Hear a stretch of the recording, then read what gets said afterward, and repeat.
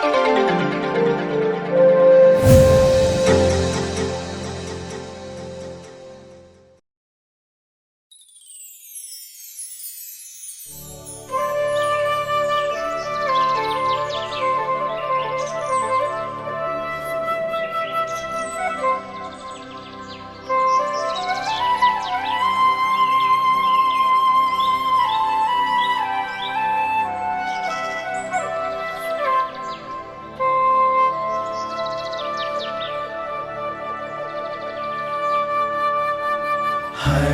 घर में ईश वचन, सत्य वचन, जीवन वचन।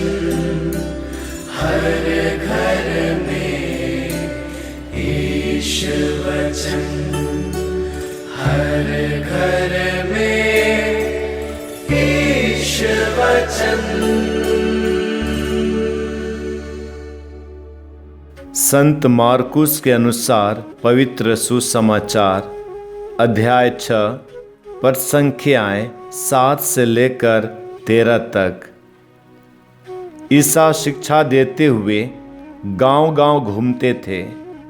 वे 12 को अपने पास बुलाकर और उन्हें अपदूतों पर अधिकार देकर 2-2 करके भेजने लगे। ईसा ने आदेश दिया कि वे लाठी के सिवा रास्ते के लिए कुछ भी नहीं ले जाए, न रोटी, न झोली, न फेंटे में पैसा। वे पैरों में चप्पल बांधे और 2 कुर्ते नहीं पहने। उन्होंने उनसे कहा, जिस घर में ठहरने जाओ, नगर से विदा होने तक वहीं रहो। यदि किसी स्थान पर लोग तुम्हारा स्वागत न करें और तुम्हारी बातें न सुने, तो वहाँ से निकलने पर उन्हें चेतावनी देने के लिए अपने पैरों की धूल झाड़ दो। वे चले गए। उन्होंने लोगों को पश्चाताप का उपदेश दिया, बहुत से अपदूतों को निकाला और बहुत से रोगियों पर तेल लगाकर उन्हें चंगा किया। प्रभु का सुसमाचार। प्रिय भाइयों एवं बहनों, समाज में व परिवार में रहते समय हर एक व्यक्ति किसी न किसी कारणवश दूसरों पर आश्रित रहता है। अकेला व्यक्ति उतना प्रभावशाली, शक्तिशाली नहीं होता जितना एक से ज़्यादा व्यक्ति। जब कोई व्यक्ति यह सोचने लगता है कि मैं ही सर्वोपरि हूँ, मुझे किसी दूसरे व्यक्ति की जरूरत नहीं है, तो इस प्रकार के व्यक्ति समाज की दृष्टि में मूर्ख समझे जाते हैं, क्योंकि अपनी आवश्यकताओं की पूर्ति हेतु उसे समाज पर, अपने परिवार पर एवं दूसरे व्यक्तियों पर आश्रित होना अवश्य पड़ता है। यदि वह दूसरों पर आश्रित नहीं है तो वह जरूर ईश्वर पर आश्रित है। इसलिए कहा जाता है, जिसका कोई नहीं उसका खुदा होता है। आज के सुसमाचार में प्रभु यीशु अपने 12 शिष्यों को अपने पास बुलाते एवं उन्हें चंगाई करने का अधिकार देकर 2-2 करके इस राज्य का प्रचार प्रसार करने हेतु भेजते हैं। आखिर 2-2 करके प्रभु यीशु अपने शिष्यों को क्यों भेजते हैं? इसके 3 मुख्य कारण हैं। पहला, शिष्य इस प्रकार के विशेष प्रेरिताई कार्य हेतु कभी बाहर नहीं गए थे। दूसरा, प्रभु यीशु एकल जीवन नहीं पर साम्यवादी जीवन पर विशेष बल देते हैं।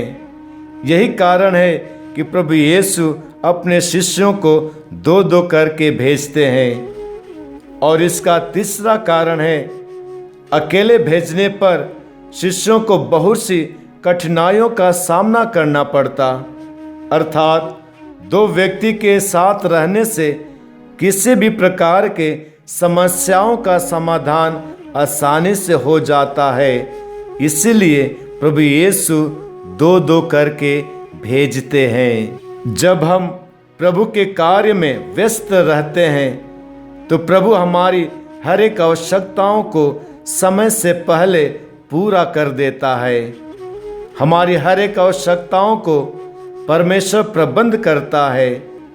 बाइबल के पुराने व्यवस्थान में परमेश्वर को प्रबंध करने वाला परमेश्वर के रूप में जिक्र किया गया है। यही कारण है कि प्रभु यीशु अपने शिष्यों से कहते हैं, अपने साथ न रोटी ले जाओ, न झोली ले जाओ और न पैसा ही ले जाओ, अर्थात पूर्ण रूप से ईश्वर पर आश्रित होने के लिए अपने प्रेरितों से कहते हैं। प्रिय भाइयों एवं बहनों, आज अपने आप से पूछना है, हम किस पर आश्रित हैं? ईश्वर पर या दुनियादारी पर? क्या हम ईश्वर के कार्य को करते हैं? क्या हम साम्यवादी जीवन पर विशेष बल देते हैं? प्रभु यीशु से शक्ति सामर्थ्य मांगे, जिससे शिष्यों के भांति हम भी घर परिवार समाज में इस राज की स्थापना करने में लगे रहे। आमीन।